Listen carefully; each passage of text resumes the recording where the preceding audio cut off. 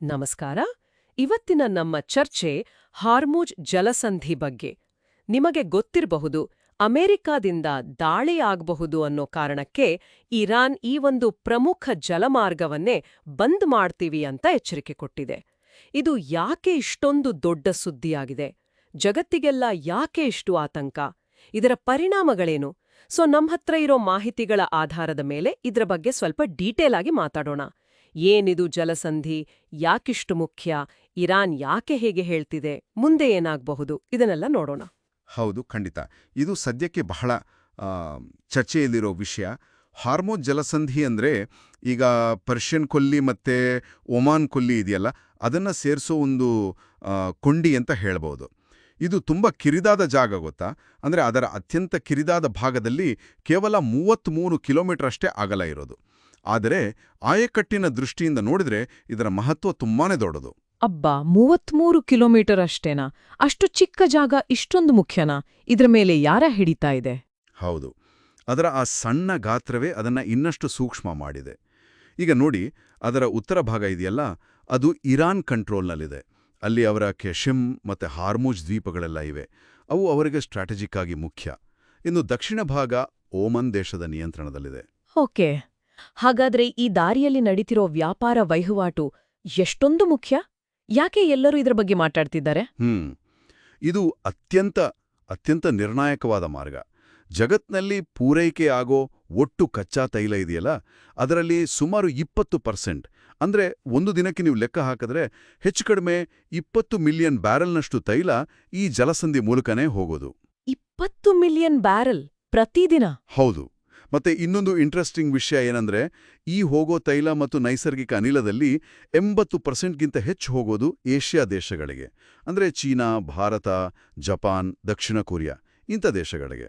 ಓ, ಅಂದ್ರೆ ಏಷ್ಯಾದ ಆರ್ಥಿಕತೆಗೆ ಇದು ಅಕ್ಷರಶಃ ಒಂದು ಜೀವನಾಡಿ ಇದ್ದ ಹಾಗೆ ಅಲ್ವಾ? ಹೌದು, ಖಂಡಿತವಾಗಿ. ಭಾರತದ ವಿಷಯಕ್ಕೆ ಬಂದ್ರೆ, ನಾವು ತರಿಸ್ಕೊಳ್ಳೋ LNG ಇದೆಯಲ್ಲ, ಲಿಕ್ವಿಫೈಡ್ ನ್ಯಾಚುರಲ್ ಗ್ಯಾಸ್, ಅದರಲ್ಲಿ ಅರ್ಧಕ್ಕರ್ಧ ಇದೇ ದಾರಿಯಲ್ಲಿ ಬರೋದು. ಇದು ನಮ್ಮ ಇಂಧನ ಭದ್ರತೆಗೆ ಎಷ್ಟು ಮುಖ್ಯ ಅಂತ ನೀವೇ ಯೋಚನೆ ಮಾಡಿ. ನಿಜ. ಇರಾನ್ ಹೀಗೆ ಬೆದರಿಕೆ ಹಾಕಿದಾಗ ಅಮೆರಿಕ ಸುಮ್ನೆ ಕೂತಿರ್ಲಿಕ್ಕಿಲ್ಲ ಅಲ್ವಾ? ಅವ್ರ ಕಡೆಯಿಂದ ಏನು ಪ್ರತಿಕ್ರಿಯೆ ಬಂತು? ಖಂಡಿತ ಇಲ್ಲ. ಅಮೆರಿಕ ಇದನ್ನ ತುಂಬಾನೇ ಗಂಭೀರವಾಗಿ ತಗೊಂಡಿದೆ.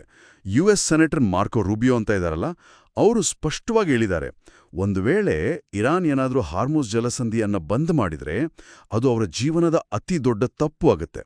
ಅದು ಅವರೇ ಮಾಡ್ಕೊಳ್ಳೋ ಆರ್ಥಿಕ ಆತ್ಮಹತ್ಯೆ ಇದ್ದಾಗೆ ಅಂತ ಸ್ಟ್ರಾಂಗ್ ಆಗಿ ವಾರ್ನ್ ಮಾಡಿದ್ದಾರೆ. ಓ, ಅದು ಬಹಳ ನೇರವಾದ ಮತ್ತು ಗಂಭೀರವಾದ ಎಚ್ಚರಿಕೆನೆ. ಈಗ ಒಂದು ವೇಳೆ ಅಕಸ್ಮಾತ್ ಇರಾನ್ ಈ ಮಾತಿನ ನಿಜ ಮಾಡಿ ಆ ಮಾರ್ಗವನ್ನ ಬಂದ್ ಮಾಡಿದ್ರೆ ತಕ್ಷಣಕ್ಕೆ ಏನಾಗ್ಬೋದು? ಏನೆಲ್ಲ ಪರಿಣಾಮಗಳಾಗ್ಬೋದು? ಮೊದಲನೇದಾಗಿ ಜಾಗತಿಕವಾಗಿ ತೈಲ ಪೂರೈಕೆ ಇದೆಯಲ್ಲ, ಆ ಚೇನ್ನಲ್ಲಿ ದೊಡ್ಡ ಸಮಸ್ಯೆ ಆಗುತ್ತೆ. ಮುಖ್ಯವಾಗಿ ಏಷ್ಯಾ ದೇಶಗಳಿಗೆ ತೀವ್ರವಾದ ಹೊಡೆತ ಬೀಳುತ್ತೆ.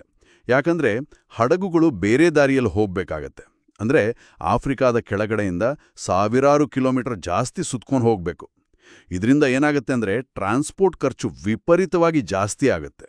ಅದರ ನೇರ ಪರಿಣಾಮ ನಮ್ಮಂತಹ ಜನಸಾಮಾನ್ಯರ ಮೇಲೆ, ಅಂದ್ರೆ ಪೆಟ್ರೋಲ್, ಡೀಸೆಲ್ ಬೆಲೆ ಕೂಡ ಜಾಸ್ತಿ ಆಗ್ಬೋದು ಅಲ್ವಾ? ಖಚಿತವಾಗಿಯೂ ಆಗತ್ತೆ.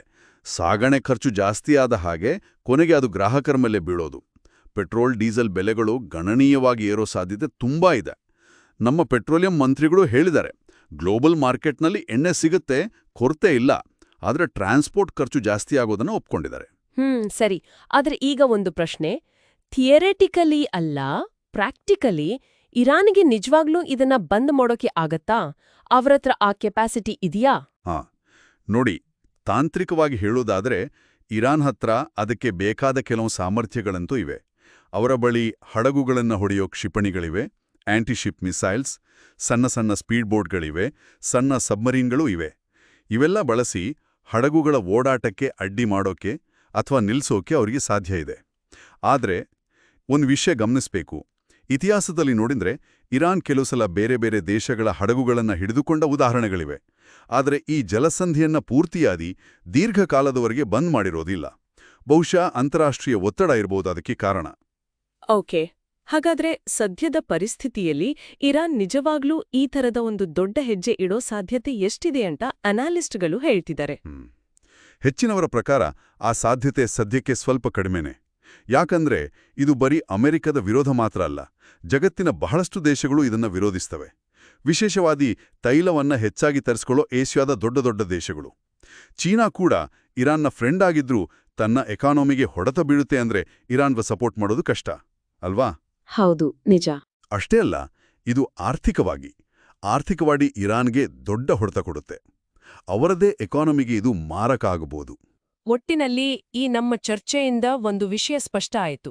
ಹಾರ್ಮೋಸ್ ಜಲಸಂಧಿ ಅನ್ನೋದು ಜಾಗತಿಕ ಆರ್ಥಿಕತೆಗೆ, ವಿಶೇಷವಾಗಿ ತೈಲ ಪೂರೈಕೆಗೆ ಎಷ್ಟು ಮುಖ್ಯ ಅನ್ನೋದು. ಇರಾನ್ನ ಬೆದರಿಕೆ ಖಂಡಿತವಾಗಿಯೂ ಗಂಭೀರವಾದದ್ದು.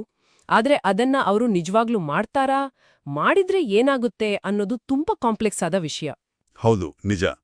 ಕೊನೆಯದಾಗಿ ಎಲ್ಲರೂ ಯೋಚನೆ ಮಾಡಕ್ಕೆ ಒಂದು ವಿಷಯವನ್ನೇ ಇಲ್ಲಿ ಬಿಟ್ಟೋಗೋಣ. ಈ ಥರದ ಆಯ್ಕಟ್ಟಿನ ಜಲಮಾರ್ಗಗಳು ಅವು ರಾಜಕೀಯ ಕಾರಣಕ್ಕೂ ಅಥವಾ ಮಿಲಿಟರಿ ಸಂಘರ್ಷಕ್ಕೂ ಯಾವಾಗ ಬೇಕಾದರೂ ಅನಿರೀಕ್ಷಿತವಾಗಿ ಸ್ಥಗಿತಗೊಳ್ಬೋದು.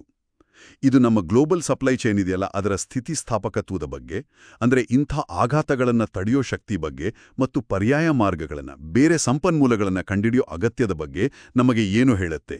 ಇದು ಬಹುಶಃ ಮುಂದಿನ ದಿನಗಳಲ್ಲಿ ನಾವು ಎದುರಿಸಬೇಕಾದ ಒಂದು ದೊಡ್ಡ